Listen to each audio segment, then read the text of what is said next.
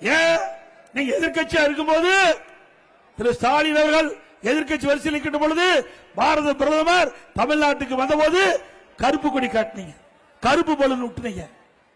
திமுக ஆட்சிக்கு வந்த பிறகு வெள்ளை கொடை பிடித்தார். வெள்ளை கொடை பிடித்த வேந்தர் இன்றைய முதலமைச்சர்.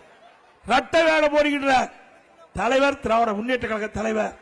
பிறகு பல்வேறு நிகழ்ச்சிக்கு அழைத்து வந்து ரத்தன கம்பளம் விரிச்சு இன்றைக்கு பல மத்திய அரசு திட்டங்களுக்கு அடிக்கல் நாட்டப்பட்டது கலைவாணர் அவர்கள்.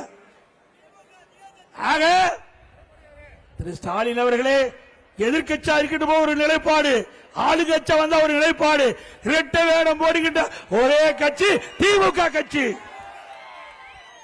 அண்ணா திமுக அப்படி அல்ல.